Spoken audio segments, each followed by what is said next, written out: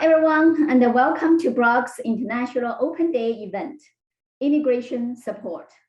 My name is Monica Wang, the Immigration and Support Services Coordinator at the Brock University International Center, and I'll be the moderator at this time. I'm pleased to introduce Renee G. She is an International Student Advisor at the Brock University International Center. Before I hand over to Renee, there are just a few housekeeping items to cover in case you joined the session at this time. Today's session is being recorded and will be available to you after today's event.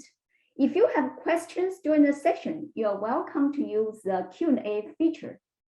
At the end of the session, there will be a question and answer period as well. Lastly, if you would like to get in touch with us after the presentation, I encourage you to email international@brocku.ca if you are a prospective student, or intl students@brocku.ca if you are an incoming or current Brock student.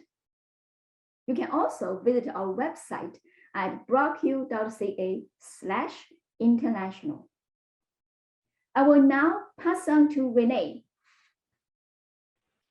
Thank you very much, Monica, and thank you to all our presenters today.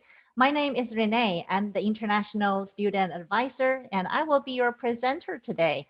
As an international student, you need to comply with Canadian immigration laws and regulations once you're ready to come to Canada. And I'm one of our regulated international student immigration advisors. Monica is one of us too, and Liv, who is not here, but she is working hard behind the scene to support all the students who want to travel to Canada. And we are here to navigate you through the Canadian immigration regulations. And today, we're going to talk about 3 topics. One is immigration documents for international students. 2 is currently how COVID-19 affects students' immigration matters. And 3, how to maintain the immigration status as an international student in Canada. Please note, immigration regulations and policies can change at any time. So please always consult with IRCC official site for updates or contact us to have your questions answered.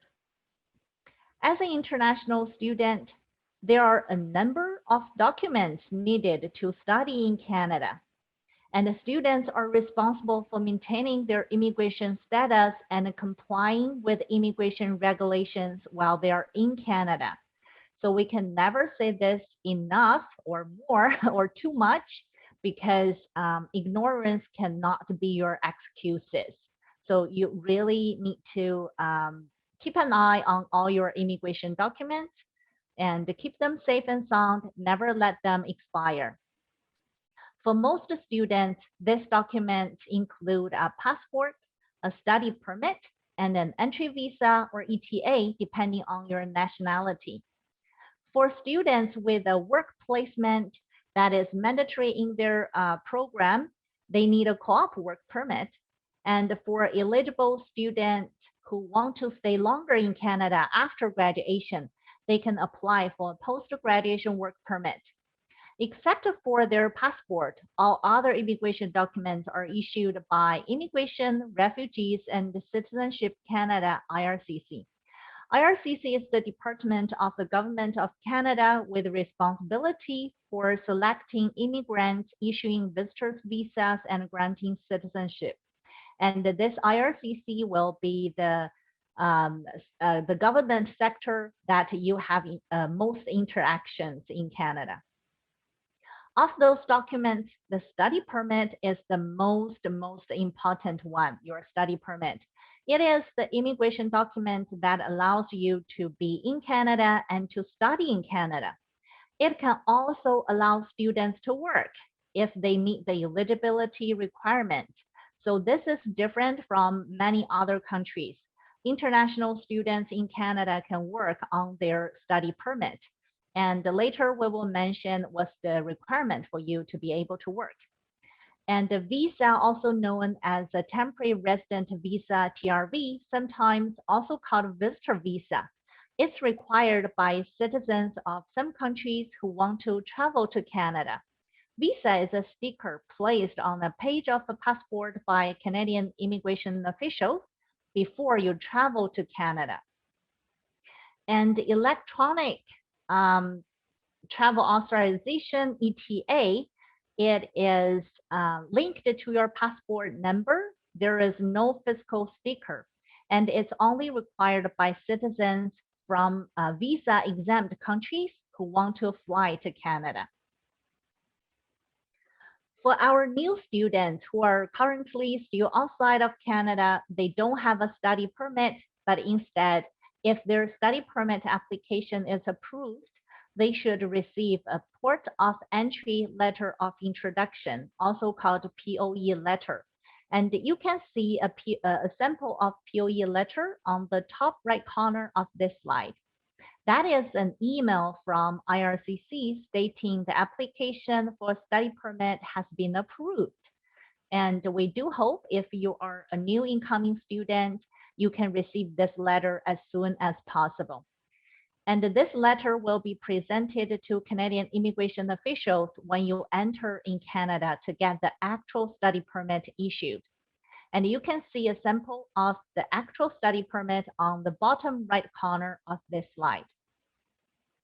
If students are currently inside Canada, we would assume they are already holding a valid study permit, and they will need to extend their current study permit before the expiry date. If students completed high school in Canada, they can extend their study permit by submitting their Brock offer letter. If they completed ESL, English as Second Language program at Brock, they can extend their study permit by submitting an enrollment letter once they register for undergraduate courses. And please do note, if you're currently holding a study permit and you are inside Canada, you can use this study permit to attend Brock. But you just need to apply to extend the study permit from within Canada and before the expiry date. And now let's talking about some impacts caused by COVID. As we're all experiencing, COVID-19 has caused many changes in our lives. It has caused changes in Canadian immigration regulations too. So due to COVID-19, travel restrictions are currently in place. Only some international students are able to enter Canada. And the regulations and the restrictions keep changing almost every day.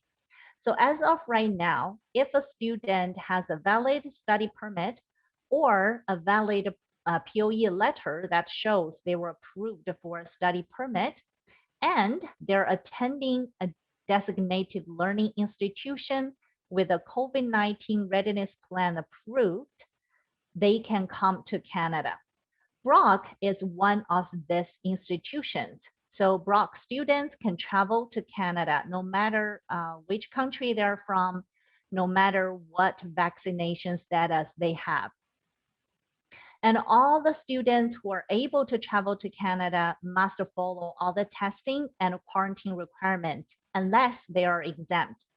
And we have put all the information about the travel requirements and our support available in the web page, which you can see in this slide at the very top. Okay, now I'm going to give you an overview of all the immigration documents for international students and what they should do and should not do to maintain their legal status. I would like to emphasize three things first. So the first one is please never let any of your immigration documents expire. You will need to extend them before the expiry date. So first thing, you can check your passport to see when will your passport expire. So you will need to extend your passport and get the renewed passport before you can get any other immigration documents renewed or extended. And the second thing is in Canada, most international students can work. They can work during their studies and they can work after they finish the program. And they don't need a separate work permit to work during their studies. But I just need to clarify, if you're doing a co-op program, you will need to apply for a co-op work permit to do that. But there is no application fee for this application. There is no cost for the co-op work permit application. But if you just want to do some part-time job when you're studying and you want to get some experience, you don't need a separate work permit. You can work on your study permit. But the key condition is you need to maintain your full-time status in your studies. So for most of our undergraduate students, full-time means they need to complete at least 3 credits over 4 winter semester. So whenever students have to pause their studies or they have to take a part-time course load for some reason, we strongly encourage them to talk to us before they make the decision, because this can cause a big impact on their immigration status. Since our audience today is more like incoming students and the prospective students, I would like to put a reminder here.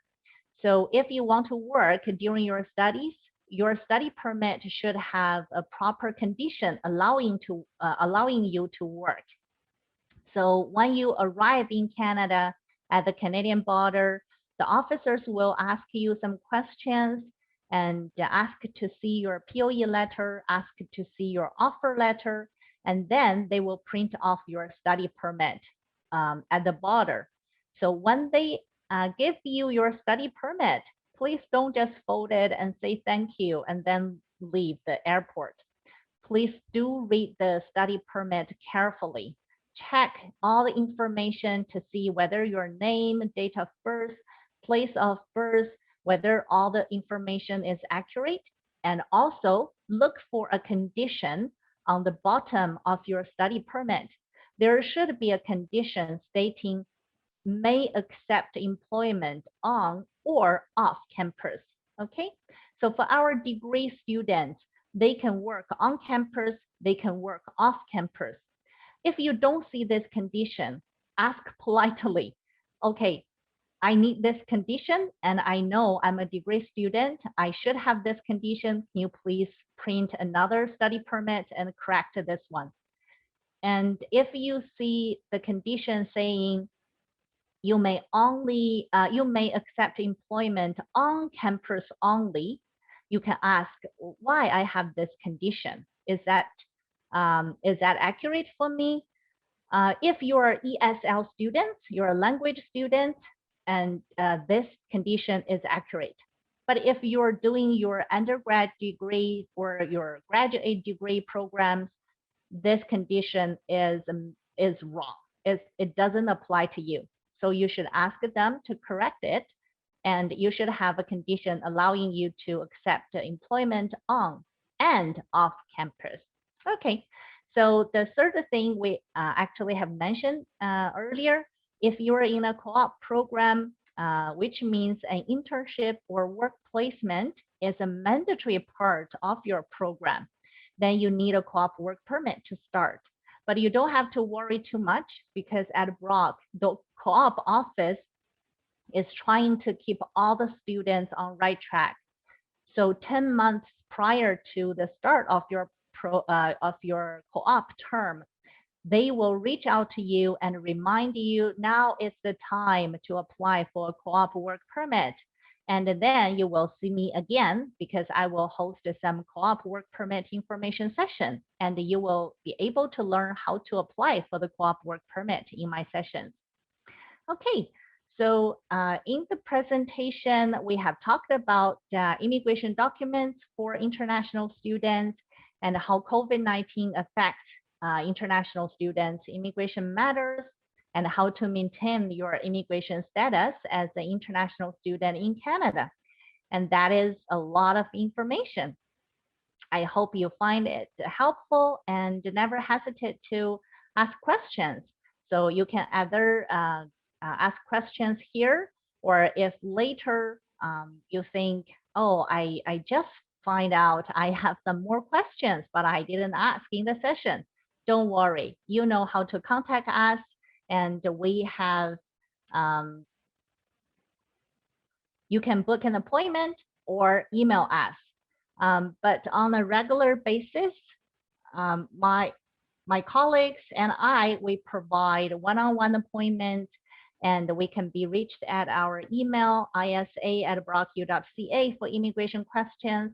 And we also have regular sessions. Every Wednesday, we have immigration drop-in sessions for students to ask questions. And we also have the study permit application session, PGWP application session, co-op work permit session, and a lot more. Travel to Canada information session. I'm looking forward to seeing you again in some of our sessions. And I'm also looking forward to welcoming you on campus very soon. Okay, that concludes my presentation. Now let's open the floor for questions.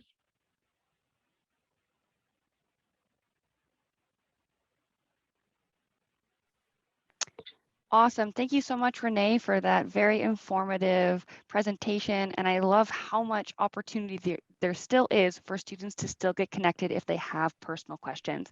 So we have had some questions come in through the Q&A.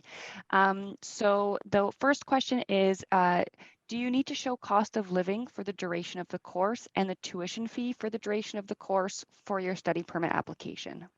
Yes, you do. That's a great question. So when you apply for a study permit, you need to show your offer letter, your passport to show your identity, and also you need to show in proof of enough financial funds to cover your living and studies in Canada.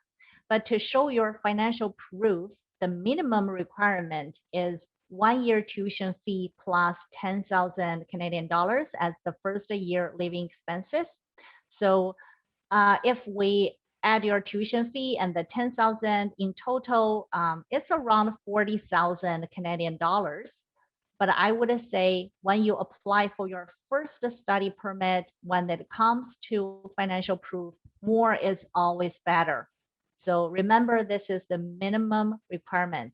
And when you arrive at the Canadian border, they will ask to see the financial proof again, just to make sure nothing has changed. You still have the enough funds for your first year tuition fee and living expenses. Awesome. Thank you so much. And then the next question is, if students don't receive their study permits on time to start in September for this fall, what is the best options for students to take, or what are the options that students can take? Sure, I will describe some of the options. So if you have applied for your study permit, you're just waiting for the decision. And if you have talked to your academic advisor, if you haven't, talk to your academic advisor, find out whether there is option for you to take courses online. Because we have some courses offered online. We also have some courses offered in person. You just need to work with your academic advisor to find out what are the courses offered online, whether they can meet the first year expectation for your program plan. If that is possible, you're just waiting for your study permit, don't worry, you can take online courses from your home country for the fall semester. And this time will be still counted towards your future post-graduation work permit. But so let's talk about option 2. If you don't feel safe, you don't want to start your program before you get your study permit, because sometimes some students might receive rejections and then they might succeed for their second application or even third application. So if you don't feel safe, you want to postpone your studies, that is an option too. You can defer your program to the next intake. Or if after talking to your academic advisor, you find out in your program, in-person attendance is so important because there is some lab work or other requirements students have to do in person, then without your study permit is approved, you cannot come to Canada, then you might need to consider deferring as well. That's awesome. And now we had questions come in about the study permit process. So there was 2 specific questions that I think it's important to answer. So the one is, can we only apply for a study permit after we get accepted into a college and university? Yes, that's a great question. So for post-secondary institution students, all you need to wait is your offer letter. Once you get your offer letter, you can apply for a study permit. Before you get an offer letter, there is no point for you to apply for a study permit. Okay, so after you get your admission. Awesome. And then do you need an English proficiency test to apply for a study permit? It depends. So if you apply under student direct stream, later I can post the link into the chat. So some countries, if you reside in some certain countries, for example, China, India, Morocco, Brazil, it's not limit. So there are more countries than this 4. Just give you an example. You are able to get your study permit faster within 20 calendar days. So if you're residing in those countries and you want to get your study permit faster, you can apply under this special stream. If you apply under this stream, then you need to submit out test result, and you need to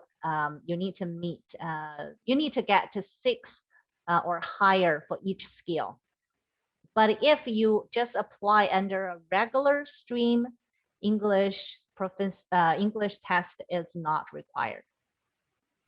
Awesome. That was very, very helpful. So now we have 2 questions that are similar. So it's, if students receive their study permit in mid or late September and they want to start their studies in September, can they still do this? And would they be able to still travel to Canada after classes have started? Okay, I will answer this question from, I think there are 2 questions. So the first question is, can you start your program in late September or early October? It depends. If all your courses are online, then it doesn't matter, right? You can start your courses from your home country. You can even do some homework during your travel. And once you land, no matter you need to do quarantine or not, you can still access to the online courses. So it will not create any problem. But if you have courses in person, then you know you will miss some of the classes. This is very important. You need to contact your instructor or professor for those specific courses to find out what's the requirement for the first few weeks classes. And if you miss those classes, what's the impact? So if some instructors can tell you, oh yes, if you miss them, I have some assignments for you. You can read on your own and then do those assignments. It should be fine. Then you're fine. But if the instructor tells you, oh, sorry, the in-person attendance is super important for this course. If you miss 2 or 3 classes, unfortunately, I don't think you can catch up, or your attendance will be graded. So this will have a big impact on your final grades. Then you might need to rethink about it, right? And the second part of the question is, can you travel to Canada after the courses start? You can, but you just need to be prepared. At the border, the officers will ask you, oh, you arrived super late. And what's going on in your program? Is this allowed by your school? Then at that point, you can show all the emails you had with your instructors. And in this way, you can show to the border officer, yes, it is allowed. I have communicated with my professors. That's why I'm here now. Awesome. Yeah. And I think that's really important because if you're taking a course for 1 semester, the course is between like 10 and 12 weeks. So if you're going to show up 3 or 4 weeks late, you could be missing about 30% of the class time for that class, that's very significant. And I know that there are a lot of professors that are being more flexible and working with students like due to all the changes with COVID, but it's so important for you to succeed as a student to connect with those professors. And so if you are planning on coming late, you're taking that kind of into your own hands. You're going to have to be the responsible one. Reach out to your professors, make sure it's okay. And if it's not okay, you need to drop that course so you're not financially responsible for it, and then find another course that may work better. So it might be best for you then to switch into some of the online courses so that you can still study when you're traveling, and if you need to do quarantine, doing that. So then the very last question that we have for you today, Renee, and we so appreciate your time and sharing your expertise with everyone, is that are students able to apply again if their initial application gets rejected? Yes, for sure. And there is no limit how many times you can apply for a study permit to study in Canada. So sometimes students get rejection for their first application only because they didn't show enough proof. For example, their financial proof. They think, oh, that's just 1 year tuition fee and $10,000. I have it. So they take it too easy. But I said more is better, because it's not just to show you have enough money to cover your studies in Canada. The immigration officers also use this financial proof to determine whether your family has well established in your home country. And that shows your family tie to your home country, because they want to find out what's the chance you will return to your home country after you finish your studies. So sometimes it's just because students didn't prepare very well for the first application, so they get the rejection. But when you get rejection, you will receive a letter from RCC telling you what's the reason they rejected your study permit application. So you're able to improve the documentation just by using their explanation. Then you can always submit a second one. Sometimes, if that's necessary, even third one, fourth one. We hope not, but there is no limit. Awesome. That was very helpful. And thank you, Renee, for your time. Now we're actually going to be moving into our ambassador panel. So if you still had questions for Renee, she was able to put the contact information. We're going to put it in the chat for you. Once again, all of our international student advisors are available for a one-on-one call. It's done virtually, so you can tune in from anywhere. There's a number of different time zones that we're able to accommodate, and so you're able to book that. And keep in mind, Renee offers a drop-in session every single week. So check out Experience BU if you did want to attend the drop-in sessions there. So thank you so much, Renee. And now we welcome back Santiago to kick us off for the ambassador session.